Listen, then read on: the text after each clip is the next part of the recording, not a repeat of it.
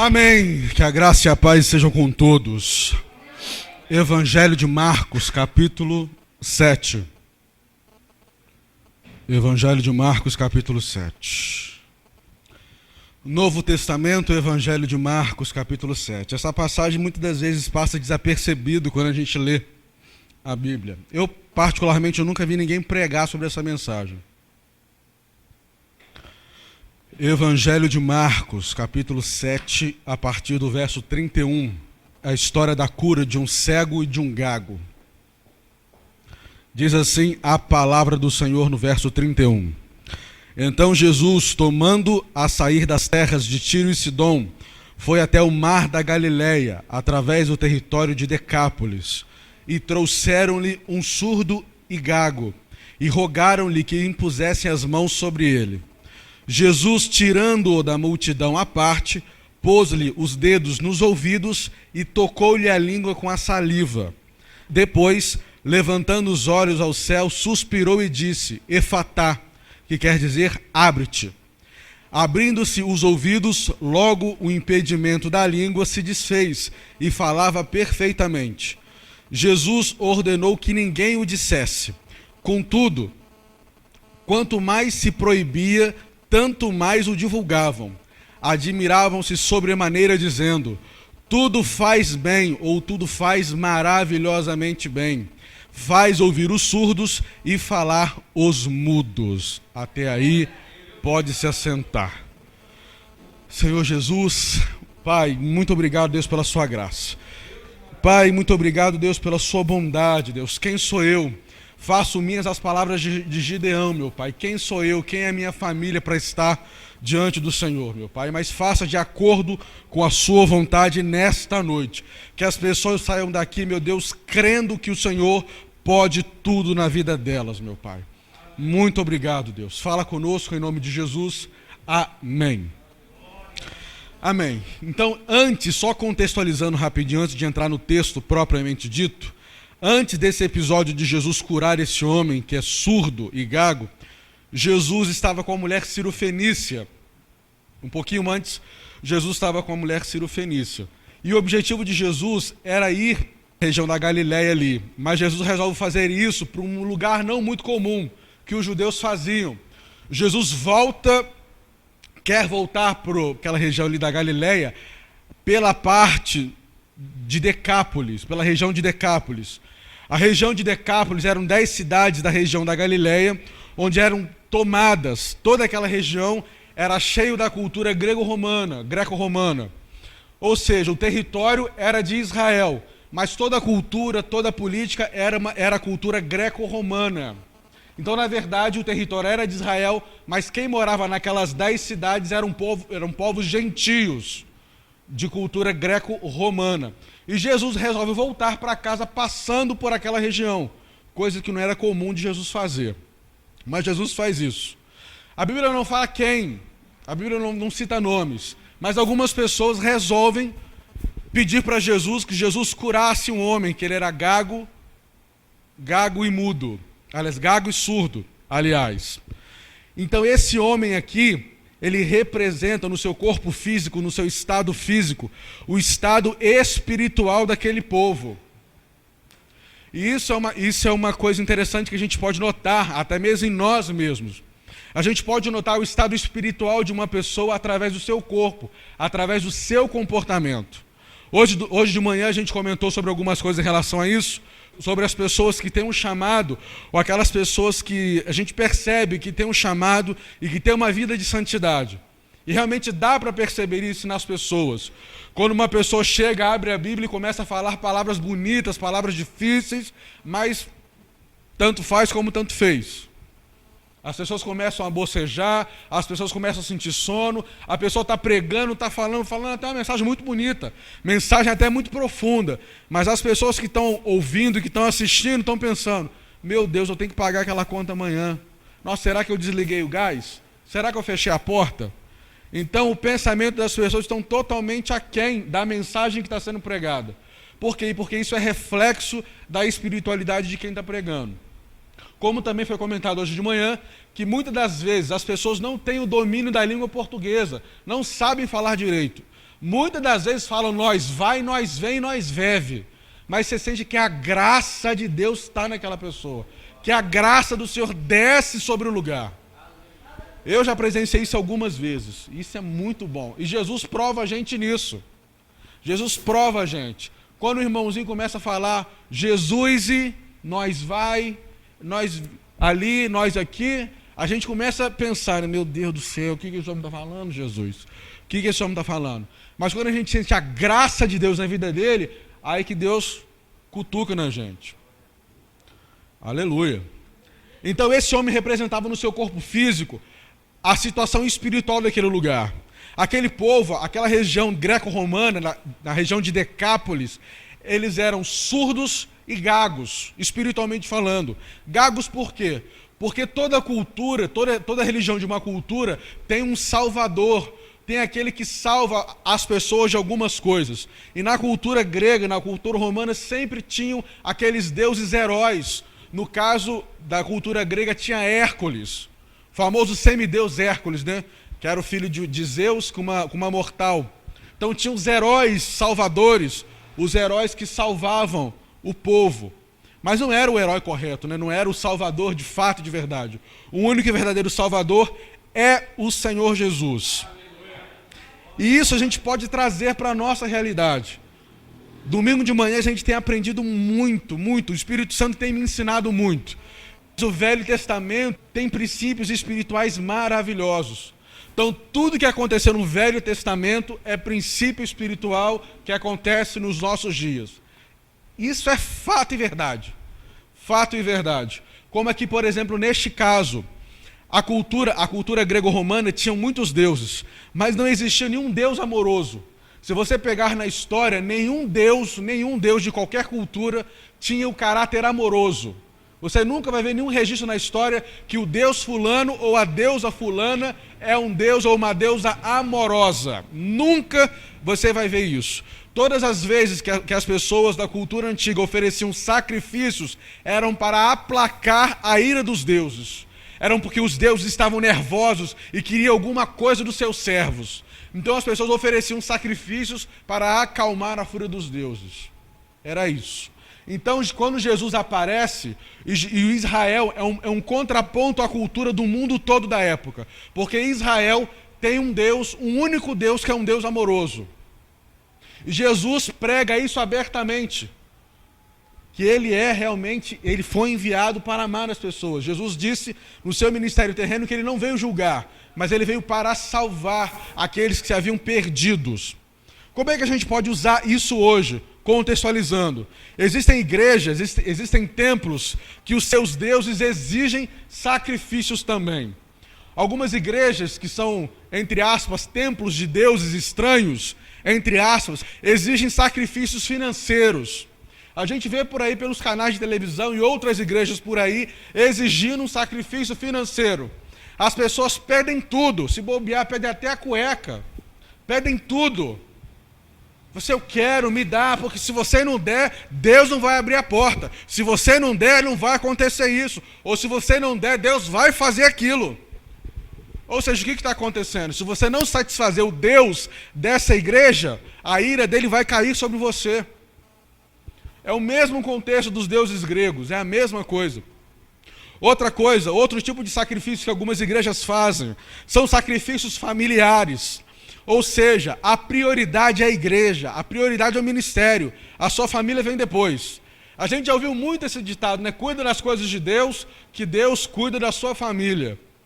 E isso está muito errado, porque lá em 1 Timóteo 5,8 diz assim: mas se alguém não cuida dos seus, e especialmente dos da sua própria família, este tem negado a fé e se torna pior do que o infiel. Então, se eu e você não cuidamos da nossa casa, da nossa família, para Deus nós somos pior do que o ímpio, pior do que o infiel. Então tem igrejas que ainda assim, falam assim, varão, varô, você tem que estar aqui na igreja, você tem que exercer o seu ministério, você tem que estar 24 horas para a obra do Senhor. Ah, mas eu tenho um marido, eu tenho uma esposa, eu tenho um filho, eu tenho trabalho, não interessa. Você tem que se dedicar à obra do Senhor, só se for o Senhor da igreja dele. Só se for. Outro tipo de sacrifício que algumas igrejas pedem é o sacrifício da liberdade. Infelizmente, existem muitos sacerdotes que escravizam as suas ovelhas. Infelizmente, as ovelhas não podem fazer nada sem comunicar aos seus líderes e pastores. Isso é verdade. Tem pessoas que não têm liberdade para nada. Tudo que se vai fazer tem que pedir autorização. Isso é verdade. Pastor, eu posso comprar um carro? Pastor, eu estou gostando de uma moça, estou gostando de um rapaz. O que o senhor acha? Você acha que eu devo ou não devo? Pastor, olha, eu quero comprar uma casa. Pastor, eu quero fazer isso, quero fazer uma viagem. O que você acha? Eles são obrigados a fazerem isso, porque os seus sacerdotes exigem esse tipo de servidão. Porque se você não prestar esse tipo de contas para o sacerdócio, para a liderança de tais igrejas, Deus vai ficar muito chateado com você. Deus vai ficar muito furioso, porque olha, isso é rebeldia, hein? Isso é rebeldia e Deus odeia rebelde. Então Deus, o Deus dessas igrejas, tratam assim. Mas lá em Gálatas 5:1 diz assim: foi para a liberdade que Cristo nos libertou. Portanto, permanecei firmes e não vos sujeitai outra vez a um jugo de servidão. Então Jesus nos tirou da escravidão, da servidão do pecado. Mas ainda assim tem pessoas que insistem em viver num período de jugo, de servidão. Parece que as pessoas gostam de ser cativas, gostam de ser presas, igual o povo de Israel, né? Quando o povo de Israel saiu do Egito, Deus miraculosamente libertou aquele povo. Aí, 3 dias depois, que saudade da cebola do Egito, né? O pepino do Egito era tão bom. O que a gente está fazendo aqui no deserto? A gente tomava chicotada? Tomava. Mas era tão bom os pepinos, as cebolas do Egito. Mas o melhor dessa história é que com Jesus tudo é diferente. Esse sistema é o sistema regido dos homens e para os homens e pelos homens. Mas o sistema de Jesus é totalmente diferente. Totalmente diferente. E com esse texto, eu quero falar para vocês 4 lições que a gente pode aprender com essa passagem a respeito de Jesus. Só 4. Em primeiro lugar, Jesus tem um jeito único para falar com cada um. Tem um jeito único. No versículo 33 fala que Jesus tirou o homem à parte. Estava aquela multidão, Jesus pegou o homem e chamou num canto, colocou à parte. Em Mateus 9, aliás, a Bíblia fala que Jesus curou muitas pessoas Jesus curou.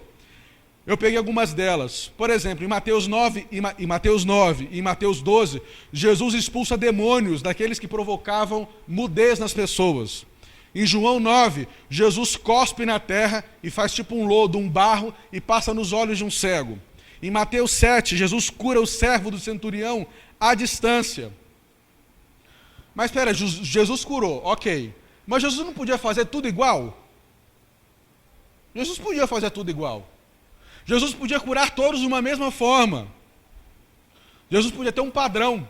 Por exemplo, se Jesus levantasse a mão direita, olhasse para o céu, todo mundo ia saber. Olha, Jesus vai curar, hein? Presta atenção que Jesus vai curar agora. Não, mas Jesus não tem um padrão.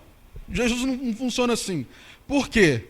Porque todos nós somos pessoas diferentes, somos indivíduos com as nossas necessidades particulares.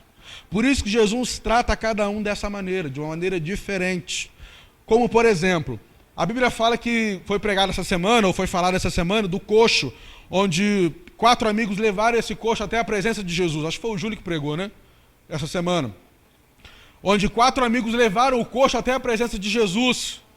Todo mundo estava esperando que Jesus fizesse um milagre maravilhoso, levantasse aquele coxo, todo mundo ia ficar, meu Deus, a glória de Deus está sobre esse homem. Mas o que Jesus faz em primeiro lugar? Jesus fala, estão perdoados os seus pecados.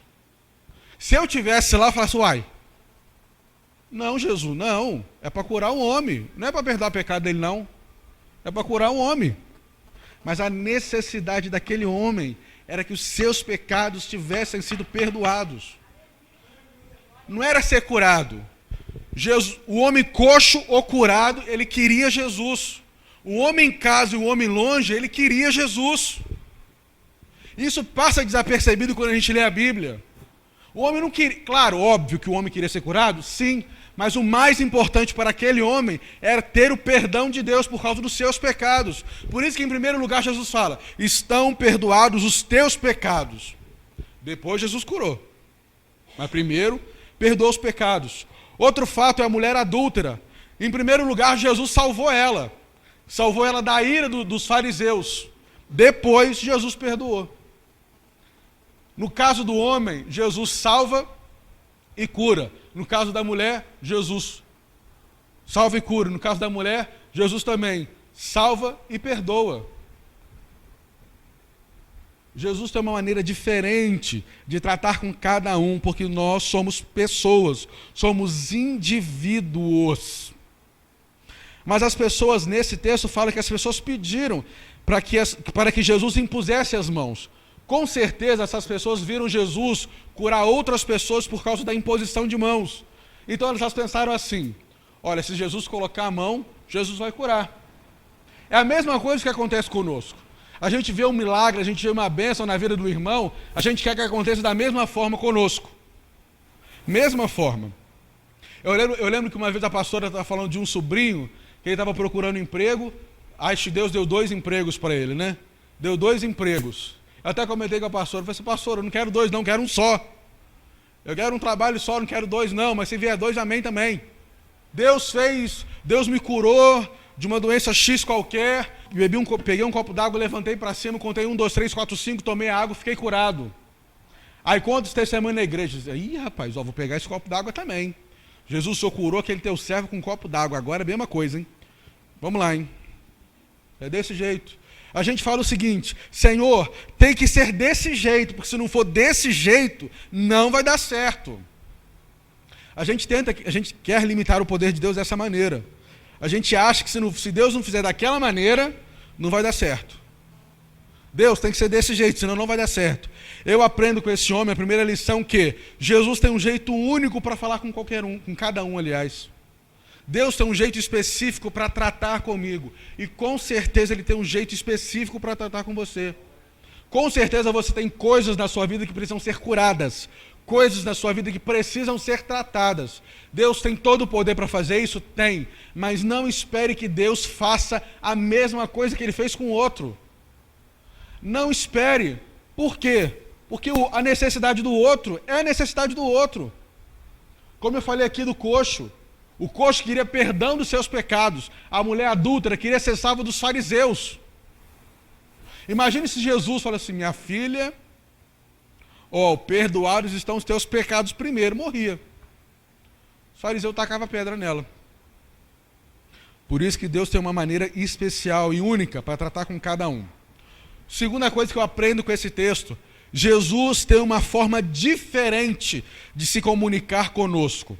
A Bíblia fala nesse texto que lemos que Jesus coloca os 2 dedos no ouvido do homem e coloca saliva na língua dele. A Bíblia é muito educada. A Bíblia não vai falar, mas traduzindo para que a gente possa entender, Jesus cuspiu na língua dele. A Bíblia é educada demais para falar isso. Jesus colocou os dedos aqui na orelha dele e pediu para ele colocar a língua para fora. Jesus cuspiu na língua dele. Senhor, tal. Como eu disse, Deus tem uma maneira diferente de se comunicar com cada um. Deus tem uma maneira diferente. Nesse caso aqui, Jesus estava edificando a fé do homem. Adiantava Jesus falar alguma coisa? Não, o homem é surdo. Então Jesus aqui ele estava se comunicando com linguagem de sinais. Jesus estava informando para o homem o que ele ia fazer para o homem. Por isso que Jesus colocou a mão nos ouvidos e pediu para ele colocar essa língua para fora. Por isso, Jesus tem uma maneira peculiar de falar com cada um. Teve uma vez, há muitos anos atrás, que eu trabalhava como terceirizado no quartel da Polícia Militar. Eu era recém-convertido. Eu estava questionando Deus, mas como é que funciona esse negócio de novo nascimento? Como é que funciona? Eu tinha acabado de usar o banheiro, acabado de ir no banheiro. Aí o Espírito Santo falou comigo, olha para o vaso, olha para a privada. Eu olhei. Aí eu falei, dá descarga. Eu dei descarga. Aí foi tudo que tinha que ir embora e depois a água voltou limpa. Aí o Espírito Santo falou assim, eu trabalho da mesma forma na vida do homem. O homem se apresenta de maneira suja diante de mim. Quando o homem aceita Jesus, quando o homem aperta o gatilho da descarga, eu começo a trabalhar um processo de regeneração do homem. Muitas das vezes eu preciso levar o homem até embaixo, mas quando ele levanta, ele volta outro. Deus falou comigo usando uma descarga. Deus tem uma maneira diferente para falar com cada um. Mas o grande problema não é Deus falar. O grande problema não é isso. O grande problema é Deus falar e nós não conseguimos ouvir. Nós estarmos com os nossos ouvidos fechados ou sujos por causa dos nossos pecados. Esse que é o grande problema. Não sei se já aconteceu com os irmãos, mas comigo algumas vezes. Quando a gente sai vazio do culto, o culto é uma bênção, o culto é a glória pura para os outros. Mas às vezes para a gente, meu Deus, por que eu vim hoje na igreja?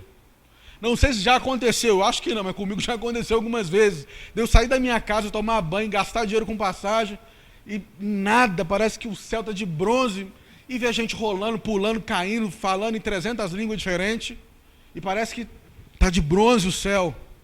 Mas por quê? Porque os nossos ouvidos estão sujos, estão obstruídos, por causa dos nossos pecados. A Bíblia fala que o nosso coração, a boca fala do que o nosso coração está cheio. Uma coisa que eu aprendi é que o nosso ouvido é a boca da nossa alma. Vou repetir. O nosso ouvido ou os nossos ouvidos é a boca da nossa alma. Quando Jesus fala, a boca fala do que o coração está cheio, é porque eu vou alimentando o meu coração com o que eu ouço. Então, se eu só falo besteira, é porque a besteira entrou de alguma forma. Se eu falo que não deve, é porque entrou o que não deve de alguma forma. Se eu não saio cheio do Espírito Santo na igreja ou nos cultos, é porque eu já estou cheio de alguma coisa. Porque eu não tenho como encher um copo, uma vasilha que já está cheio. Por um motivo muito simples, porque já está cheio. Já está cheio. Então, se eu e você estivermos cheios dos nossos pecados, se eu e você estivermos cheios do que não presta, se eu e você estivermos cheios, hoje de manhã eu brinquei, né?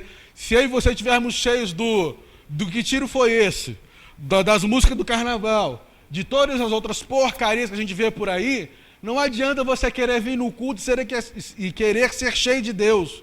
Não vai rolar. Por quê? Porque você já vai estar cheio. Então não rola. Se o coração está cheio do que não presta, é porque colocamos isso tudo lá dentro. Terceira coisa que a gente pode aprender com essa passagem. Jesus fala a língua que falamos. Jesus fala a língua que falamos. Jesus disse para o homem, a Bíblia fala que Jesus suspirou e disse, efatá. Com as mãos nos ouvidos e com a saliva na língua, Jesus fez com que o mudo lesse os seus lábios. Ele suspira, ele não fala, porque como eu falei, não adianta, o homem era surdo. Jesus olha para o céu e suspira, efatá, que significa abre-te. Então Jesus fez com que o mudo entendesse o que Jesus estava falando. E ao longo do evangelho, Jesus falou com muitas pessoas. Jesus falou com mendigos e analfabetos. Jesus falou com estudiosos, com mestrado e doutorado, que eram os fariseus. Jesus falou com reis e governadores, que foram Herodes e Pilatos. Jesus comunicou com todas essas pessoas, e todas essas pessoas entenderam o que Jesus falou. Porque Jesus fala a nossa língua, Jesus usa a nossa linguagem. Eu li esse versículo hoje de manhã, que fala assim, em 1 Pedro 3,15, nosso irmão Paulo, que vos escreveu segundo a sabedoria que lhe foi lhe dada, falando disto como em muitas outras cartas, entre as quais há pontos difíceis para se entender. Pedro aqui está falando que Pedro está falando que o apóstolo Paulo tinha orientado alguns irmãos e que Pedro estava ratificando, estava falando de novo. Mas Pedro estava, entre aspas, reclamando que algumas coisas que Paulo escrevia ele não entendia. Porque Paulo tinha uma cultura elevada e Pedro não tinha. Pedro era pescador. Então, muito provavelmente, Pedro falava, nós vai, nós vem, e nós veve. Muito provavelmente. Muito provavelmente. Mas Jesus falava e Pedro entendia. Jesus fala comigo e fala com você, independente do seu grau de instrução. Você entende. Porque Jesus fala da maneira que eu entendo. E isso é muito maravilhoso. O apóstolo Paulo falava 4 idiomas. O apóstolo Paulo era poliglota. Ele falava aramaico, que era a língua nativa. Ele falava grego, que era a língua do comércio. Ele falava o latim, que era a língua romana, que era a língua do império. E ele falava o hebraico, que era a língua da faculdade. Paulo falava essas 4 coisas. Mas ainda assim, todo inteligente, todo sabichão, ele não se fez entender pelo seu irmão de caminhada, por Pedro. Ele não se fez entender. Jesus também falou para que todo mundo entendesse na crucificação. Todo mundo sabe que quando Jesus foi crucificado, os romanos colocaram uma placa ali. Aqui está o rei dos judeus. Ali foi escrito em 3 línguas. Foi escrito em latim, foi escrito em grego e foi escrito em hebraico. Ou seja, todo mundo sabia, era a língua da época. Foi como eu falei aqui, o latim era a língua do Império Romano e o grego era a língua do comércio, dos comerciantes. Então o que Jesus estava falando aqui? Jesus estava dizendo que eu sou o Cordeiro de Deus, que está tirando a condenação do planeta Terra, para que todos os seres humanos tenham a vida através de mim. E Jesus usou isso nas 3 línguas mundiais. Jesus falou através do grego, que é a língua da filosofia. Jesus falou isso através do latim, que é a língua da política. E Jesus falou isso através do hebraico, que era a língua da religião. Então toda a sociedade da época, todo mundo estava sendo anunciada que Jesus estava tirando o pecado do mundo através dele. Jesus fala com todo mundo e todo mundo entende o que Jesus fala. Isso é muito bom, gente, é muito bom. A Bíblia fala lá em Atos 9, quando o apóstolo Paulo está indo para a cidade de Damasco, a Bíblia fala do encontro que ele teve com Jesus. A Bíblia fala no capítulo 9 que Jesus falou com ele, né? Paulo, por que me persegues? Mais para frente, quando ele vai testemunhar esse relato de novo, se eu não me engano, para o governador Festo, se eu não me engano, Paulo conta uma coisa que o capítulo 9 não fala. Paulo conta que Jesus falou com ele em hebraico. Em hebraico. Jesus, a língua nativa de Jesus era o aramaico. Todo mundo falava aramaico. Só falava o hebraico quem fazia faculdade, que era a língua dos estudiosos da época. E havia um senso comum entre os fariseus e os escribas que Jesus não era o Messias. Jesus não poderia ser o Messias porque Jesus era apenas um carpinteiro. Como um carpinteiro de Nazaré poderia ser o Messias? Nazaré, contextualizando hoje, seria a favela mais pobre que poderia existir. A favela mais pobre, mais paupérrima, miserável, era Nazaré. Então os fariseus falavam assim, como? O Messias, o amado, esperado de Israel, de Nazaré? Tanto que os fariseus falavam, pode vir, Natanael fala, pode vir alguma coisa boa de Nazaré? Pode vir alguma coisa boa de Nazaré? Porque eles tinham esse costume, essa imagem de Jesus. E Jesus era carpinteiro, que era a profissão mais aquém da época. Era mais aquém. Então, quando Jesus aparece para Paulo, Jesus fala em hebraico, que era a língua dos sacerdotes, que era a língua da faculdade, que era a língua da religião. Então, quando Paulo ouve Jesus falando em hebraico, claro que ele cai no chão pela glória de Deus, mas eu acredito que ele toma um susto tão grande. Como assim Jesus falando hebraico? Jesus era carpinteiro. Jesus era de Nazaré. Como Jesus pode ter a língua dos instruídos? Como Jesus pode ter a língua dos sábios, dos inteligentes? Como um carpinteiro de Nazaré pode falar a linguagem dos sábios? E Jesus falou a língua onde pegava em Paulo. Porque se Jesus falasse em latim, faz como tanto fez. Se Jesus falasse em grego também, tanto faz como tanto fez. Então Jesus foi no ponto nevrálgico ali. Foi onde doía em Paulo, na religiosidade. Então Jesus foi no ponto. Jesus fala a linguagem que eu e você entendemos. E fala de uma maneira clara.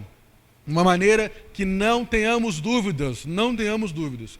Se temos dúvidas, muitas das vezes a gente pode falar que Jesus não falou com a gente. Porque Jesus fala de maneira bem clara. Bem clara e bem clara. Quarta coisa que a gente pode aprender, quarta e última coisa que a gente pode aprender é que Jesus tem uma bênção abundante para todos nós. Jesus tem uma bênção para todos nós. Jesus disse para o homem gago e surdo, efatá. O termo efatá significa abre-te. Mas não só abre-te ou abra, significa abre-te plenamente, abra-te completamente, abra-te abundantemente. Então Jesus tem uma bênção abundante para nós. Jesus, na multiplicação dos pães e dos peixes, sobraram 12 cestos na primeira. Na segunda multiplicação, sobraram 7 cestos. Jesus promete vida, e vida em abundância. Jesus tem uma salvação para quem quiser. Jesus tem uma bênção abundante. Todos nós aqui temos petições para com o Senhor, todos nós. Eu tenho, você tem, todos nós temos uma petição, uma coisa que nós queremos. Para nos agradar, isso não é pecado. Deus, eu quero isso, se for a sua vontade, amém. Eu quero, eu gostaria. Não é pecado pedir isso, não é pecado. O problema é a intenção do que a gente está pedindo. Mas a Bíblia fala que Deus é abundante em dar. É abundante em dar. A Bíblia fala onde abundou o pecado, superabundou a graça de Deus. Então Deus não dá nada na medida. Deus não dá nada na conta. Deus não pode fazer isso.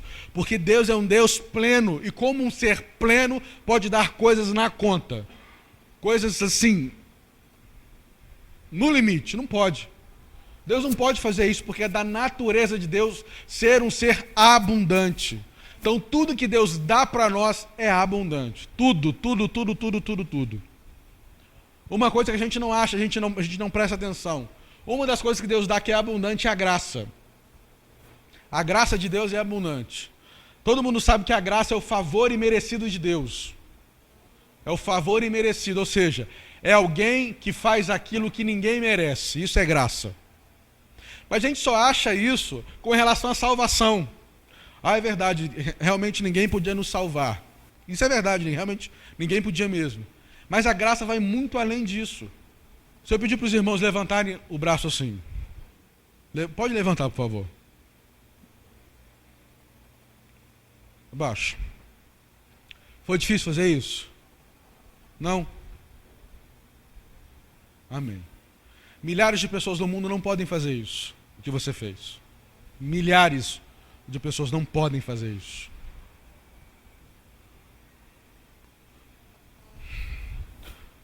Você provavelmente almoçou hoje. Provavelmente vai jantar hoje. Provavelmente. Aqueles têm a opção de não querer jantar. Mas tem condição. É opcional querer ou não. Então você tem ou não a opção de comer alguma coisa. Seja uma janta, um jantar, ou um biscoito creme cracker. Seja qual for. Você tem a oportunidade. Hoje, mais de 1 bilhão e 200 milhões de pessoas não têm o que comer. Mais de 1 bilhão e 200 milhões de pessoas não comeram nada ontem, não comeram nada hoje e muito provavelmente não vão comer nada amanhã. Mais de 1 bilhão de pessoas.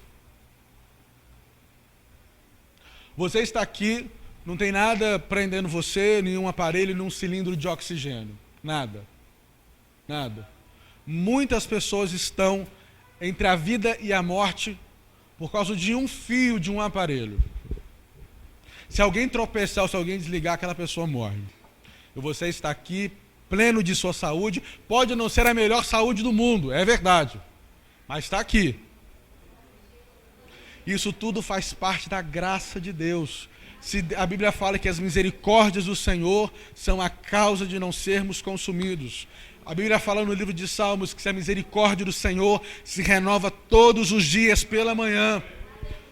Todos os dias pela manhã.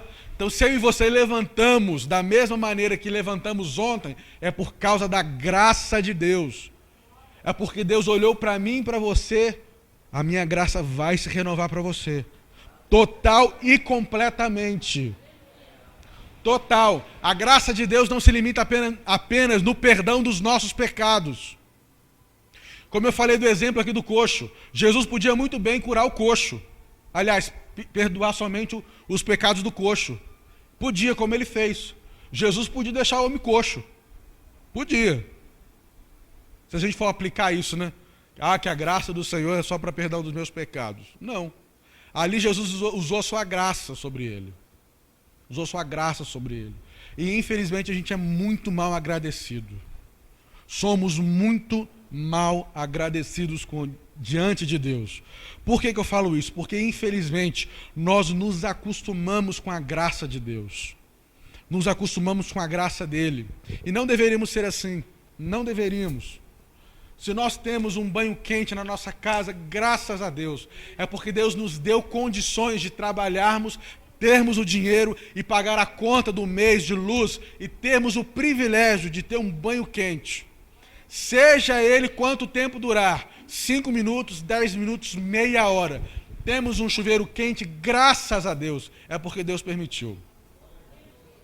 A Bíblia fala que nós somos como a erva verde, que o vento passa, logo se vai, e não se acha mais o seu lugar.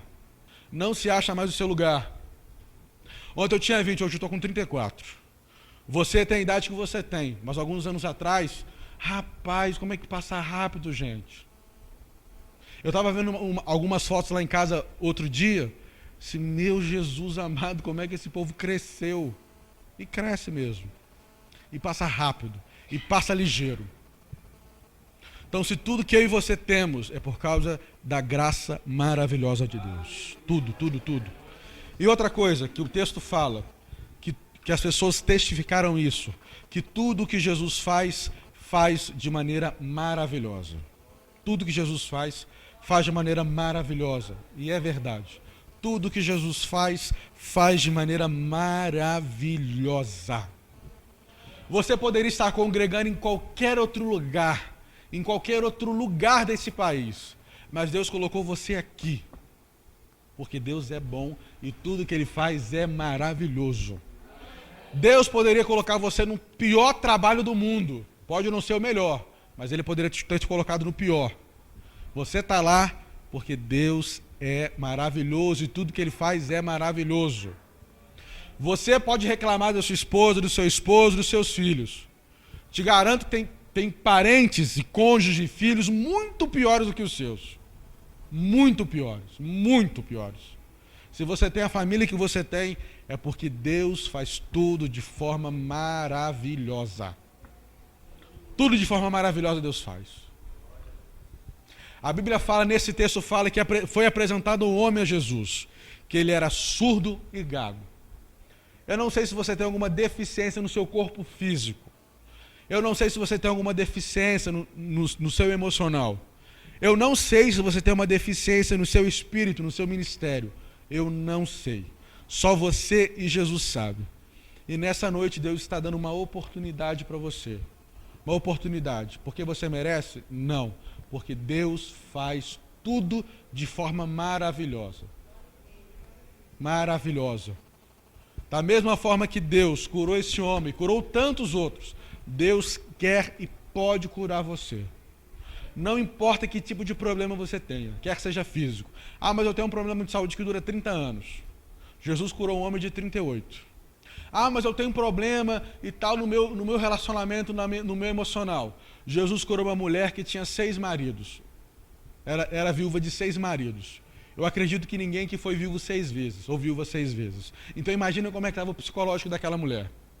Jesus tem poder para fazer tudo e de forma maravilhosa. Eu não sei o que você precisa. Eu não sei. Mas Jesus pode. Jesus pode. A Bíblia fala que Jesus é o mesmo ontem e hoje e eternamente. Então, se Jesus curou há 2000 anos atrás, Ele tem todo o poder para curar o que quer que seja. Seja físico, seja emocional ou seja espiritual. Agora a pergunta que te faço, você quer? Quem quer ser curado das suas mazelas? Quem quer ser curado das suas deficiências físicas, emocionais e espirituais? Jesus só pede uma coisa da gente: que você acredite. Só isso que ele pede. Os deuses deste mundo, os deuses das igrejas pedem sacrifícios financeiros. Os deuses dessas igrejas aí pedem sacrifícios familiares, pedem sacrifícios que muitas das vezes não temos condições de dar. Jesus só pede uma coisa: que você acredite. Apenas isso. Se você quer, por favor, se coloque de pé. Em nome de Jesus. E pastor, vem orar por nós, pastor. Em nome de Jesus. Feche os olhos. Oh, glória a Deus. Você não depende do pastor para ser abençoado por Jesus. Como foi falado aqui, né? Existe tantos deuses estranhos dentro das igrejas evangélicas, né? Não é verdade?